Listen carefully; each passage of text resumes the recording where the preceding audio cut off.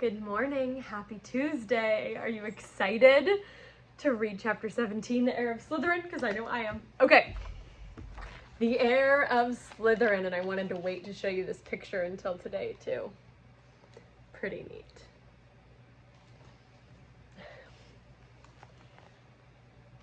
He was standing at the end of a very long, dimly lit chamber.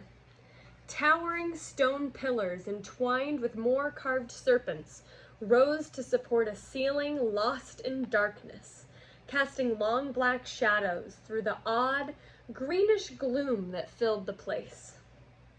His heart beating very fast, Harry stood listening to the chill silence.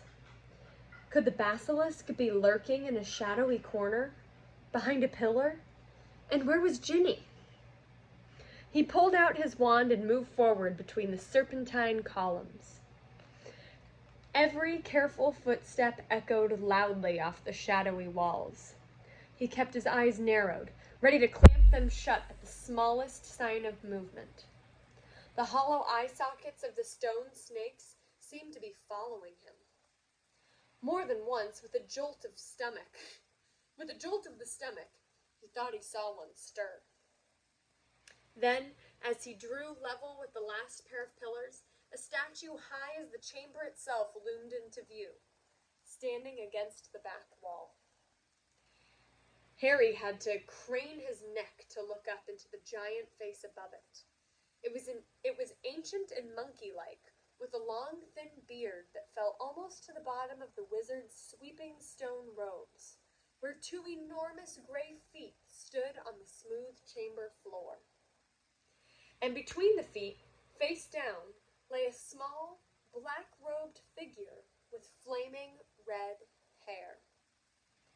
"Ginny," Harry muttered, sprinting to her and dropping his knees. "Ginny, don't be dead. Please don't be dead." He flung his wand aside, grabbing Ginny's shoulders, and turned her over. Her face was as white as marble and as cold, yet her eyes were closed, so she wasn't petrified. But then she must be. "Ginny, please wake up," Harry muttered desperately, shaking her. Ginny's head lolled hopelessly from side to side. "She won't wake," said a soft voice. Harry jumped and spun around on his knees. A tall, black-haired boy was leaning against the nearest pillar, watching. He was strangely blurred around the edges, as though Harry was looking at him through a misted window. But there was no mistaking him. Tom? Tom Riddle? Riddle nodded, not taking his eyes off Harry's face. "What do you mean she won't wake?" Harry said desperately. She's not. She's still alive," said Riddle. "But only just." Harry stared at him.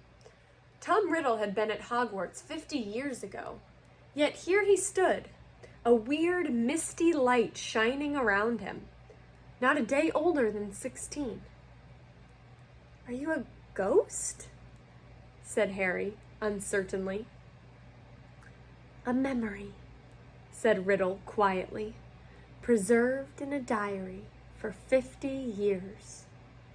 He pointed towards the floor near the statue's giant toes. Lying open there was a little black diary that Harry had found in Moaning Myrtle's bathroom. For a second, Harry wondered how it had got there. But there were more pressing matters to deal with. "You've got to help me, Tom," Harry said, raising Ginny's head again. "We've got to get her out of here.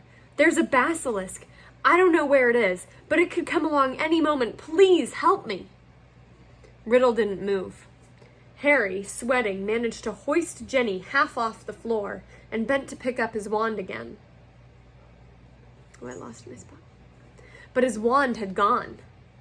"Did you see?" He looked up. Riddle was still watching him, twirling Harry's wand between his long fingers. "Thanks," said Harry, stretching out his hand for it. A smile curled in the corners of Riddle's mouth. He continued to stare at Harry, twirling the wand idly. And this page is just totally black, so I'm going to turn again. "Listen," said Harry urgently, his knees sagging with Ginny's dead weight. "We've got to go. If the basilisk comes..." "It won't come until it's called," said Riddle calmly. Harry lowered Ginny's back onto the floor, unable to hold her up any longer. "What do you mean?" he said. "Look, give me my wand. I might need it." Riddle's smile broadened. "You won't be needing it," he said. Harry stared at him. "What do you mean I won't be?" "I've waited a long time for this, Harry Potter," said Riddle. "For the chance to see you. To speak to you." "Look," Harry said, losing patience. "I don't think you get it. We're in the Chamber of Secrets. We can talk later." "We're going to talk now," said Riddle, still smiling broadly as he pocketed Harry's wand. Harry stared at him. There was something very funny going on here. How did Ginny get like this? He asked slowly. "Well, that's an interesting question," said Riddle pleasantly. "And quite a long story.